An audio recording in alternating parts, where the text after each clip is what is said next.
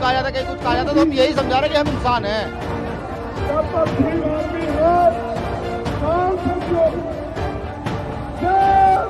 मैदान में मौजूद लाखों की संख्या में इस नीले रंग के जन सैलाब को देख लीजिए। ये रैली बहुजन समाज पार्टी की नहीं बल्कि ये महारैली है आजाद समाज पार्टी और उनके अध्यक्ष चंद्रशेखर आजाद की, जो इन दिनों मध्य प्रदेश में धुआं काटे हुए हैं। दरअसल रविवार को आजाद समाज पार्टी के राष्ट्रीय अध्यक्ष चंद्रशेखर आजाद ने भोपाल में बड़ा शक्ति प्रदर्शन किया। ये पूरा प्रदर्शन जातिगत जनगणना कराने, प्रमोशन में आरक्षण का कानून बनवाने जैसी 15 मांगों के साथ किया गया। इसके साथ ही साथ सबसे बड़ी मांग ये की गई कि मध्य प्रदेश, जहां पर सबसे ज्यादा आबादी में आदिवासी समाज है, अब तक उस आदिवासी समाज का मुख्यमंत्री क्यों नहीं बन सका। साथ ही साथ चंद्रशेखर ने कहा कि मेरे आदिवासी समाज के लोग अगर तैयार हो जाएं तो मैं आदिवासी मुख्यमंत्री बनाने का वादा करता हूं। जो समाज सरकार बना सकता है वो अपने लोगों की सरकार क्यों नहीं बना सकता।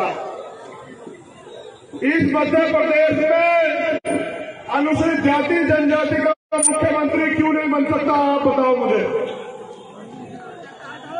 मेरा वादा है कि हम लोग भाईचारा बना के एक पॉलिसी बनाएंगे। सुन लो, आज मीडिया के लोग जानना चाहते थे ना, जो मानव काशीराम साहब कह गए उनका वादा अधूरा है।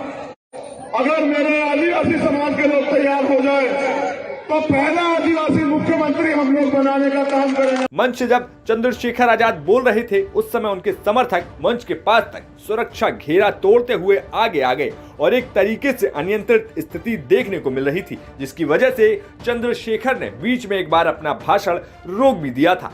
वहीं इस रैली में भीम आर्मी के अध्यक्ष और संयोजक विनय रतन सिंह से भी हमने बात की तो उन्होंने कह दिया कि इतनी भीड़ ये स्वयं चल कर आई है, अब न्याय मांग कर नहीं छीन कर लिया जाएगा।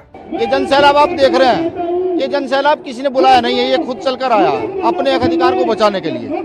अब न्याय लिया जाएगा, छीन कर लिया जाएगा और ये बताया जाएगा कि अब राजतंत्र नहीं, देश में लोकतंत्र है। जो लोग राजतंत्र समझ बैठे हैं कि राजतंत्र है, उनके नाक में नकेल डालने का भी काम किया जाएगा। इसमें हम नहीं है, हम तो अपने अधिकारों के प्रति खड़े हैं कि भाई हमें ये अधिकार चाहिए।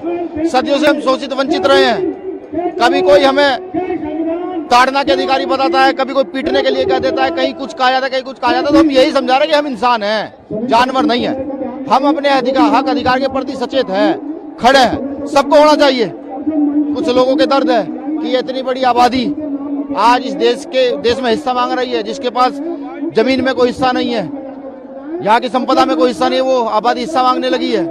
वो लोग हमें चाहते हैं कि हम पैरों में रहें, लेकिन नहीं। बाबा साहब अम्बेडकर कहकर गए थे माननीय गांधी जी को कि मिस्टर गांधी 20वीं सदी आपकी और 21वीं सदी मेरे लोगों की है। तो एजुकेशन के बल पर आज हम इस स्तर पर खड़े हो गए हैं।